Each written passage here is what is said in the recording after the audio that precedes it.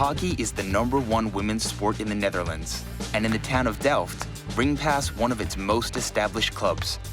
For the past 8 years, its girls under-18 first team has played in the top division and even gained promotion to the National League by winning the regional title last season. But in a few months, all that has changed. A string of heavy defeats, 2 successive relegations, and a team that's running out of time to save their season. 7-1 verloren, 7-0 verloren, 7-1 verloren, 5-1, 4-0 verloren, 9-0 verloren. Elke keer 3-1. Het was elke keer met een hele hoge score, dat er te veel gescoord werd, zeg maar. Ik ken deze meiden al wat langer dan vandaag. En ik weet gewoon wat ze kunnen. En ik vind het gewoon onwijs zonde dat ze niet hebben laten zien wat ze kunnen. En ik denk dat dat niet alleen mij, maar vooral de meiden heel veel pijn heeft gedaan. En ja, ik kan daar gewoon als coach, vind ik dat... Ook hoeveel tijd erin stopt, dat maakt me dan niet zoveel uit. Als ik zie dat die meiden er niet gelukkig mee zijn, dan kan je als coach daar ook niet gelukkig mee zijn. But help is on its way in the form of Dutch hockey icon Ellen Hoog. Can she turn around the fortunes of this once successful team and return them to winning ways? In a career spanning 12 years, Ellen Hoog won 2 Olympic gold medals and a silver, as an integral part of the Netherlands' all-conquering women's national hockey team. With over 200 appearances and 60 goals to her name, her high-energy attacking style helped make her one of her country's most effective players. There's probably no female hockey player with a higher profile in the game. I want to work in a positive way with the girls. I think I want to inspire them and tell them my story and my experience. And then hopefully they will get motivated and get inspired. As the evening training session begins, team coach Ali Beyer has a little surprise for the girls. Dat in deze week ook zelf gaan inzien. Meiden, hallo. Jullie hadden me verwacht, toch? Nee? Ik ga jullie deze week begeleiden. Ik hoorde dat het nog niet helemaal goed gaat, klopt dat? Ja. En wat gaat er mis? Kan jij dat vertellen? Ja, de sfeer in het team is niet zo goed na tegenslagen. We hebben best wel wat wedstrijden verloren. En we moeten een beetje uit het dipje komen nu. Meestal is het ook bij je 2-0, dan gaat het nog wel 2-0 achter. En als dan op een gegeven moment de 3-0 of de 4-0 komt, dan zakken we helemaal in en dan uiteindelijk verliezen we 9-0. Dan knapt er echt iets, waardoor zij er echt helemaal over. Iedereen gaat tegen elkaar schreeuwen. Maar daar gaan we lekker aan werken de komende week, de komende tijd. Ik hoop dat jullie er een beetje zin in hebben. Ja, zeker. Die wedstrijd moet natuurlijk gewonnen worden, toch? Ja, en dat moeten jullie hier allemaal doen. Oké, nou we gaan aan de slag. Ellen has just 1 week to transform the team from one that has begun to see losing as a way of life into the winning machine that will be fighting for promotion, not trying to avoid relegation this season. Nee, maar je oordeelt nu, hè? Maakt niet uit.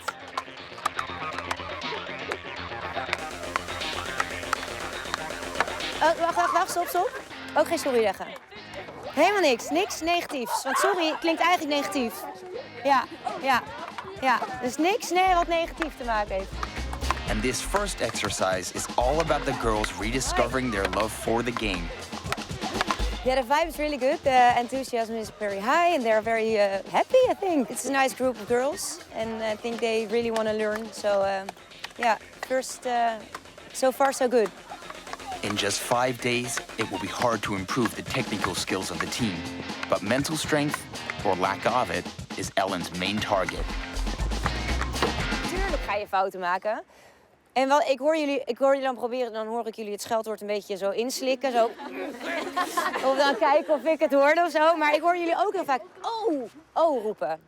En wat is nou een woordje het boeit niks. Maar toch is dat een negatieve associatie. Want je zegt niet als je een goal scoort of als je een mooi punt maakt, Dus het is toch iets negatiefs. Dus dat wil ik ook niet meer horen. Ja?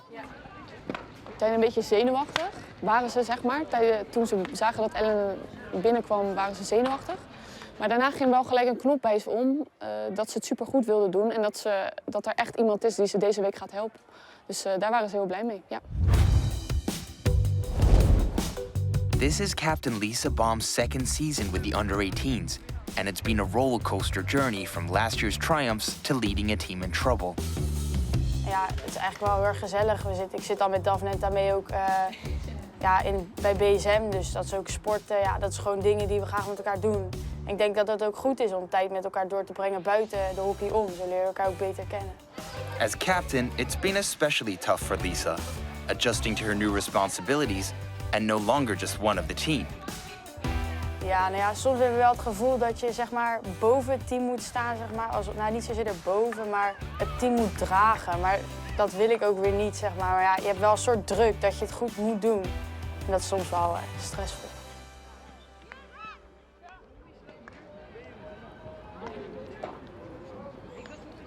Herkenbare setting dit, waar we gisteren mee zijn geëindigd. Gaan we weer hiermee beginnen. Flatsen naar rechts van die pion. Aannemen om de pion heen, uit de paas, uit de loop, pushen. Degene die hem daar als eerste aanneemt mag schieten voor 2 punten. Degene die hem als tweede aanneemt mag schieten voor 1 punt. Dit moet allemaal op hoog tempo, maar als je hem eenmaal hebt aangenomen heb je de tijd. Dus neem ook echt die tijd. Ja, ze splitsen eigenlijk zo op. Fast movement and effective passing is the foundation for any successful attack in hockey. Without it, a team will never get those vital opportunities in the shooting circle. And delivering accurate passes under pressure and quickly Ja, is mooi. is something the team really has to work at. Dat is goed, lekker snel.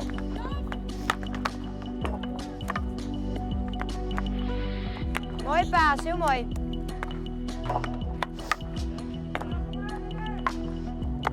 Die pushen en deze slaan. Mooi, goede paas. When they have the opportunity to score, they really take the time now. And they take time in the D. It's getting much better than yesterday. So I'm very happy now. Ik denk omdat Ellen is natuurlijk een grote speler. Dus als zij iets tegen je zegt, dat je het snel aanneemt. En ook wel denkt van oké, dit is echt wel... Hier moeten we wat mee doen. Dus ik denk dat dat zeker wel helpt. Ik denk dat die oefeningen echt wel helpen, goed zijn. We gaan een partijvorm doen. Ik ga jullie zo de hesjes uitdelen en we gaan even een veldje uitzetten. 7 tegen 7, denk ik. De eerste 5 minuten geef ik jullie allemaal de opdracht om niet te praten. Ja? Wees er ook heel erg bewust van wat je doet met je lichaam. Als je dus... Hè? Dit is heel vervelend voor je medespeelster, maar echt van... Dit is natuurlijk heel anders. Dus straal ook echt die energie naar elkaar uit en zorg echt dat je heel veel oogcontact met elkaar hebt.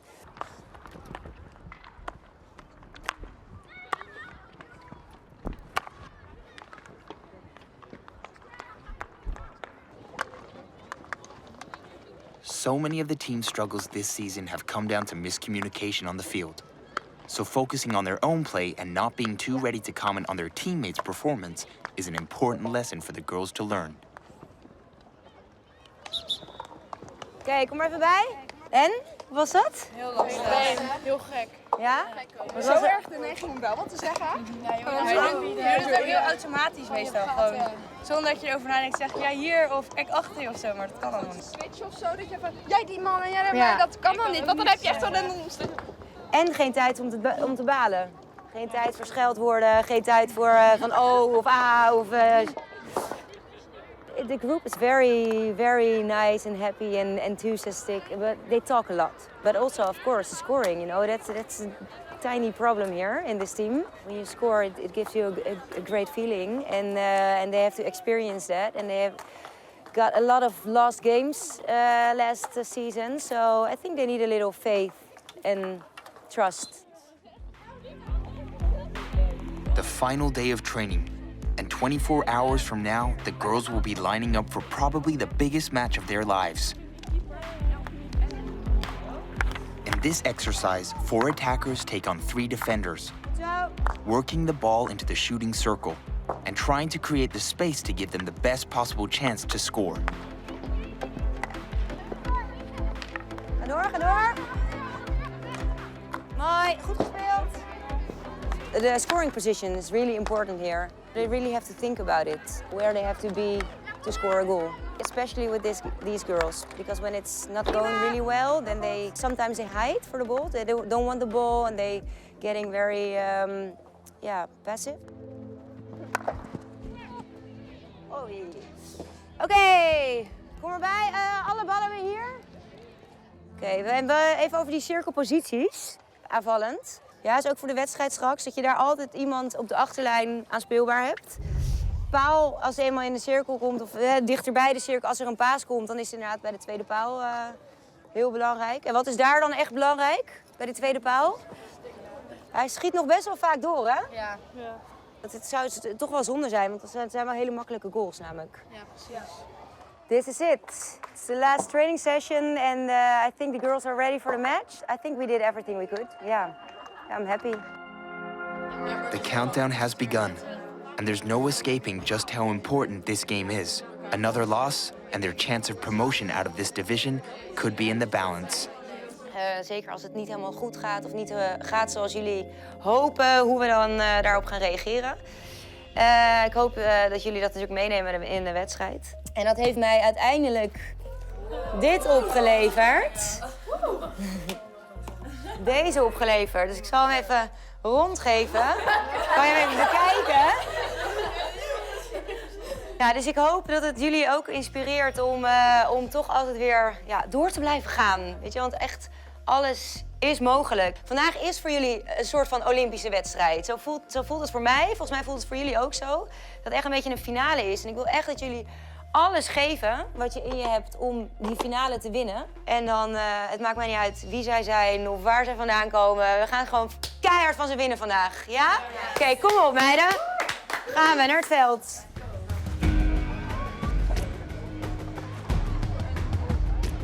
Tonight is not just about Ringpass's league position, but the very survival of their team.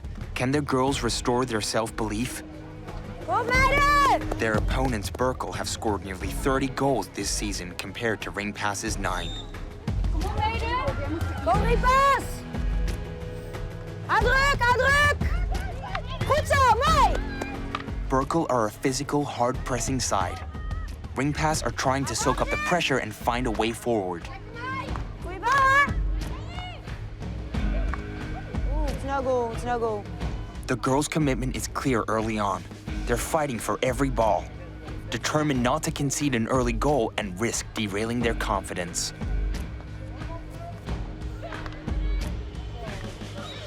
Penalty corner to Ringpass.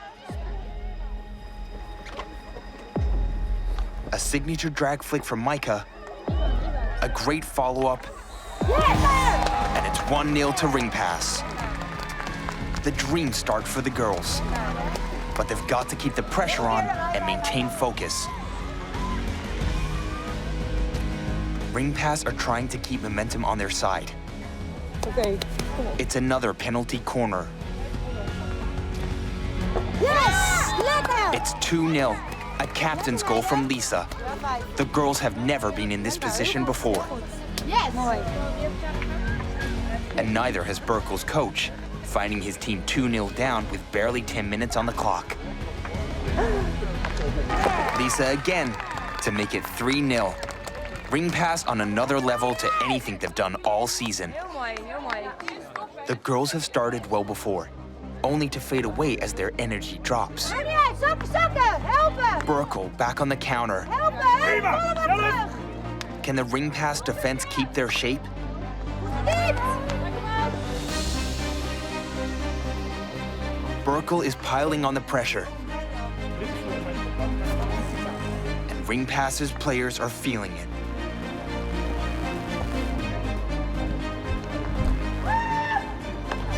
Keeper Moisey de Koning denies her opponents a breakthrough. Mooi! In the D now, and Tame looking desperately for a way through the Berkel defense. Lekker! Lekker meiden! The girls have not scored 4 in a single game all season. The team maintained the shutout on Berkel up to the break, but their coach knows it's far from over. Ringpass have been in winning positions before this season, but lost their way and suffered defeat. But have they got the mental toughness and physical strength to stay on top? The game's been played at a blistering pace. Berkel surged forward, and Ringpass's defense left exposed. This is the real test now. Can they stay strong? Surely Ringpass can't surrender their lead now. It's been a relentless contest without let-up, and Ringpass's defense resisting Burkle to the very end.